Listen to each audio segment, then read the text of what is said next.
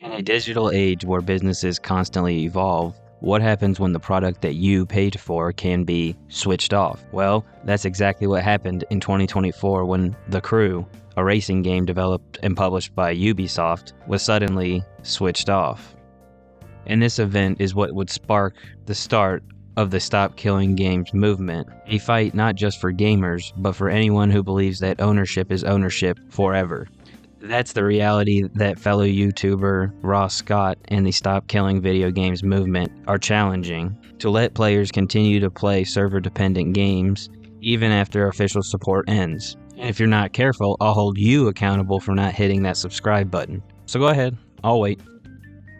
Thank you. This all started back in 2024 when Ubisoft delisted The Crew and ended support and shut down the servers in March of 2024, rendering the game unplayable even for the players who had bought it. Ross Scott, creator of Freeman's Mind, launched a petition pushing for laws requiring end-of-life preservation plans to be set into place for games, even after support ends, essentially stating that players shouldn't lose access to something that they paid for. And as of today, the petition has reached over 1.2 million signatures. However, organizers are aiming now for 1.4 million signatures as a way to offset any invalid signatures that might have come in from bots or people who don't live in the EU, which is far more than the 1 million signatures goal that was initially set. So we've already gotten the petition, the signatures it needs, and just in time as well, with the deadline being July 31st, 2025. And with the petition reaching over 1 million signatures,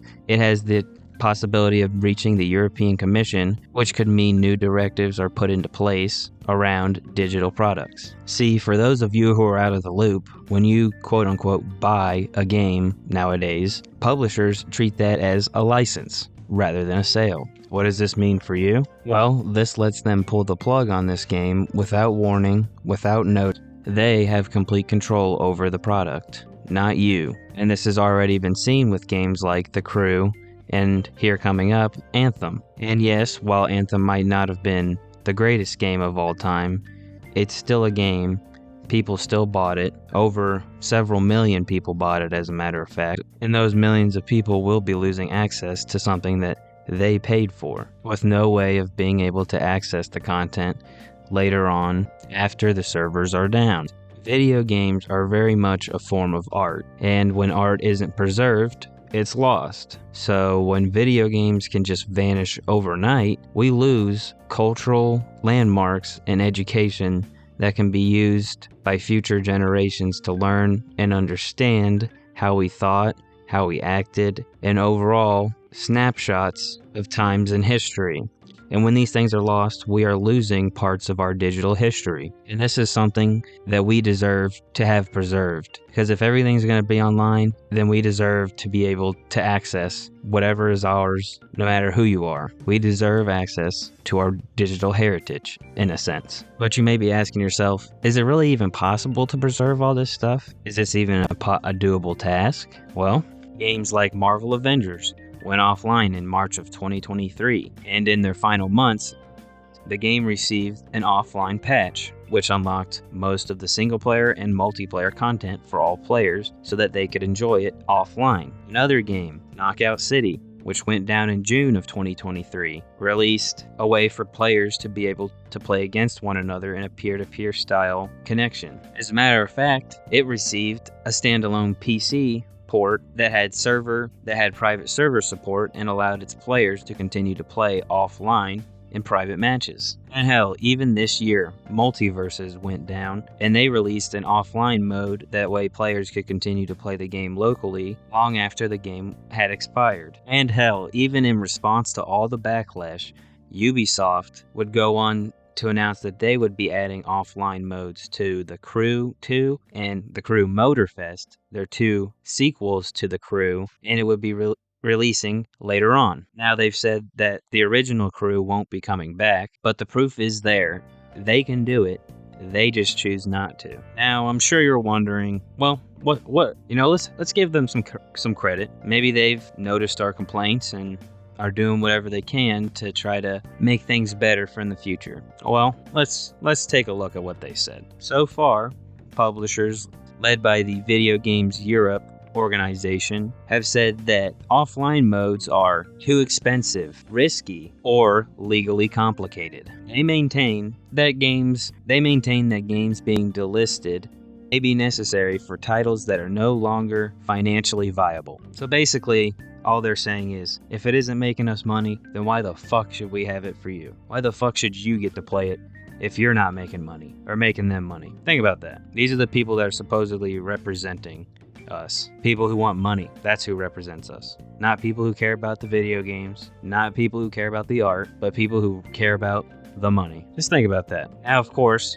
Ross Scott had to come back and counter with, everything they're saying here is their excuse for taking away your purchase with no time frame given and destroying it forever. They even go on to accuse the movement of threatening developer creativity, which is ironic despite studios like Warner Brothers, one of the most greedy studios, adding in offline modes anyways. Kind of funny, isn't it? We're damaging creativity, but they're the ones who make the same games over and over and over and over again. Yep. From a business standpoint, yeah, maybe shutting down unprofitable games because they're not making any money is financially smart. However, think about it this way. You weren't just paying for time, you were paying for ownership. You weren't just paying to play for a couple weeks or a month. You were paying to own that. Consumer rights laws are changing right now. California's AB 2426 law makes it so that companies have to explicitly let you know that you are paying for a license, not sales, so that the customer knows they're paying to rent it, basically, not to buy it,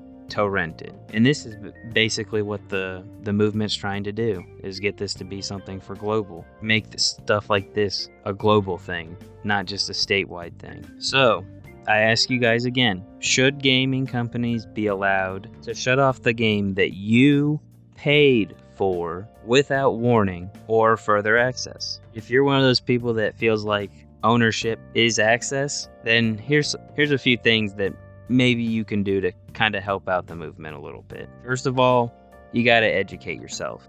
Understand the state of digital ownership laws and ongoing debates. Also, we need to spread the word. Tell your friends, tell your family, tell fellow gamers. Everybody needs to be informed. We all need to understand where we stand as gamers, where we stand as the customer, the power that our dollar has. Because if we don't, then these companies are just going to trample all over us. And finally, go ahead and sign or share the Stop Killing Games movement petition, especially if you're in the EU. With over 1.2 million signatures, we still need to get as many as possible, so that way if there's any invalid signatures, which there will be, then we're still covered and we can still get this pushed forward and we can continue to push for our own rights as consumers. So with that being said, keep an eye out for companies that actually treat ownership as permanent. Look out for companies who actually care about you as the gamer. Look out for companies who care about you as a person and the rights that you have